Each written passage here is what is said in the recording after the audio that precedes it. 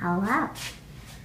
So, I did a check-in video earlier today in the bright sunny afternoon and there was a little clip that I didn't know was part of the check-in video because my phone died or ran out of room so many times, and where I said, ooh, I want to show off all my cool plants. And then I stopped it and then I continued from there, but I didn't know that one was necessary for the next clip to make sense. So here you go. Here's my first plant, and my biggest one, and onward to the next clip.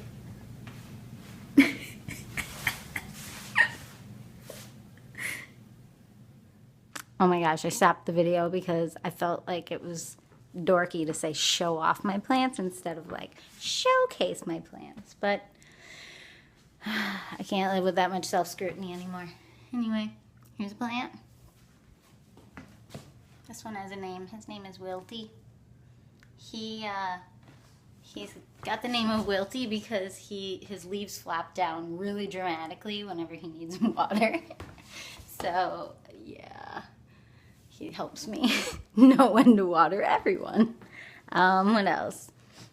That one's Boo. I've had that one the longest. I've had lots of bamboos in my life and I always killed them.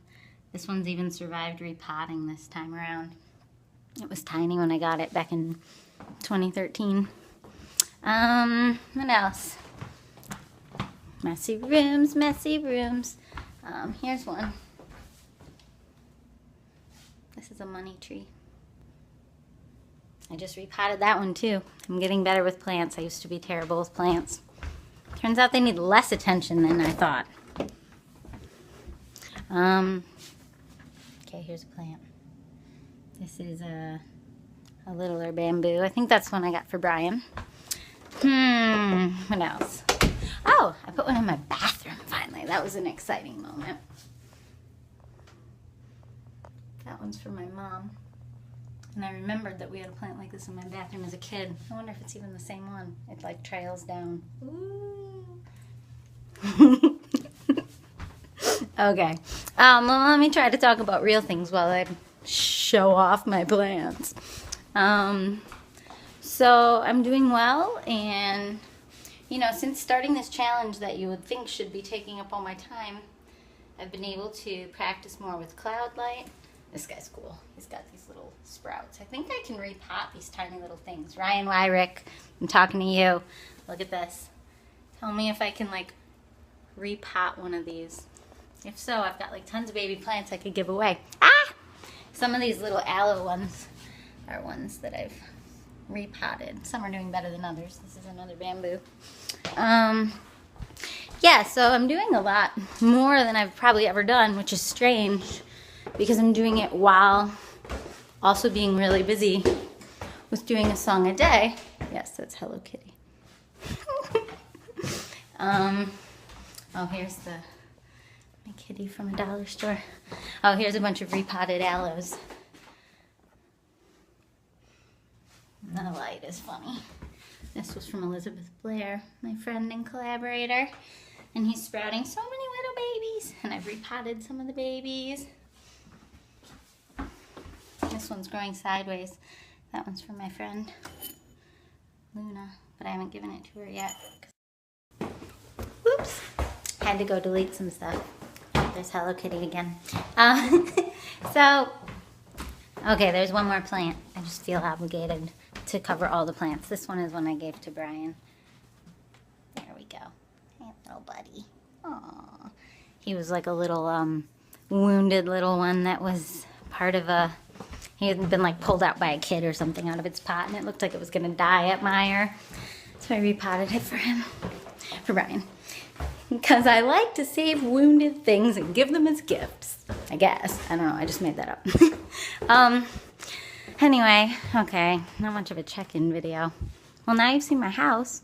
We had a house show here on 2 floors a couple months ago for our Cloud Light like soft release, and it was really, really cool. what do I want to say? What do I want to check in about? I'm about to teach piano lesson soon. I've been reading a lot of books on being in the now. Oh, like this one. And trying to get better at that.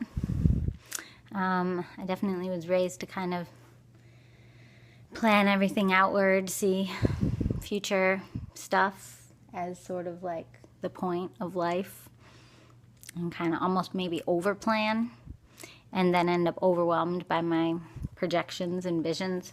I have a hair in my mouth, I'm so sorry. Ugh. Okay. And that can get pretty overwhelming. Especially because I'm just doing it to myself. It's not for things making much money. Although I've been trying to do it lately for things to make money, like extra little musical theater writing camps and just other visions and imaginations I've had about ways to make more income.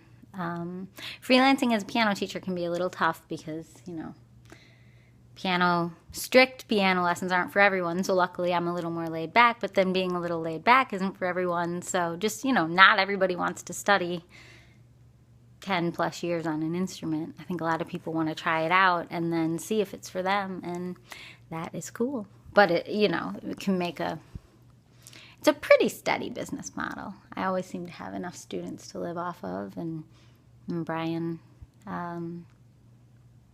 brings in a lot of the bacon. Well, I don't really eat bacon lately. I've been trying to be more vegan lately, but that's a long story. Not totally. Too much commitment, but trying. What else? I don't know. I've been having fun making these videos, but I do wish I could figure out Pro Tools on my laptop so I could make some of them a little higher quality audio-wise and use like fun spacey sounds and stuff again. But Pro Tools, it's not working on my computer. I probably put like 7 hours into trying to figure it out. I've watched a million videos, and it's just like this little tiny key thing that I just need to I transferred it from Brian's computer down to mine, and it should work, but it's not working. So I do have a history of giving up easily with things like that. But in this case, I'm actually trying really, really hard, and it's just not working. So I probably need to ask for help. I did ask him. He was like, can you just watch some tutorials on it? Because he kind of hates stuff like that too. Not to call him out, but I'm sure he figured I could figure it out. And in this case, it turns out maybe I really can't. So I'm sure he'll either watch this or I'll ask him again. And then he'll be like, oh, you dork. And then he'll figure it out for me. Or we'll have our friend Nick help us. But, you know, I tend to just accept limitations and then do nothing about them, and that's crazy. I've been watching a lot of Avatar lately, also with Brian, and Korra. We're on season 4 of the Korra version actually, and she doesn't just accept her limitations. She has crappy metal stuck inside of her, and should she give up being the Avatar? No, she should get the metal out of her and then get better and then go out and save the world again. Duh. So I think I've been getting a lot better this year with all this transparency and admitting my vulnerabilities and trying to overcome weaknesses. I've been getting a lot better at seeing those limitations as not necessarily permanent. Some are. I have a lot of injuries from how much piano I've played in my life.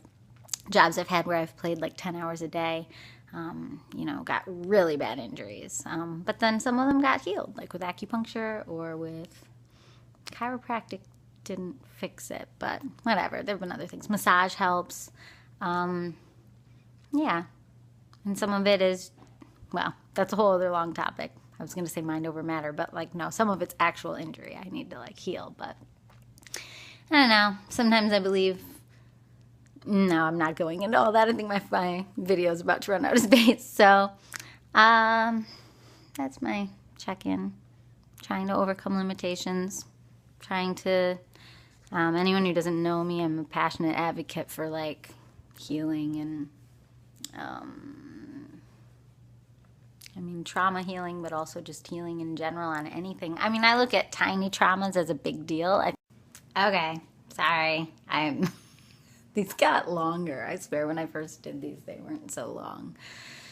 Anyway, my piano student's gonna be here in a minute, but yeah, tiny traumas. I think a lot of people kind of look at the world as like either you have a big trauma to heal and you need like a decade of therapy, or you should just like tough it out and be okay. And I actually think that most of us have been traumatized by something, and maybe trauma is too big a word, but like shaped and affected by so many things, whether it's like being bullied in 6th grade, and even if most of our childhood wasn't being bullied, maybe we just got made fun of by one particular kid and it kind of stuck with us at a very impressionable time in our lives. And then we like talk to ourselves for the rest of our lives, kind of like similar to the ways that people have talked to us. And so like if someone said something really powerful at a time when it really affected, I mean, I don't know, maybe that's just me, but like I've had to do so much journaling to work through some of the things that happened to me when I was younger. And maybe there are other ways to let go of things, or maybe there's wisdom in just repressing things. I know that someone close to me who's a very successful human in the material world, you know, cites Nelson Mandela not holding on to anger and just moving on after being imprisoned and released. And I can see a lot of validity in that. In my own personal story, I've had to really embrace the things that have happened to me before I could let them go, big and small. So, oops. Anyway, my piano student's here. I will talk to you later. There's my check-in. Bye.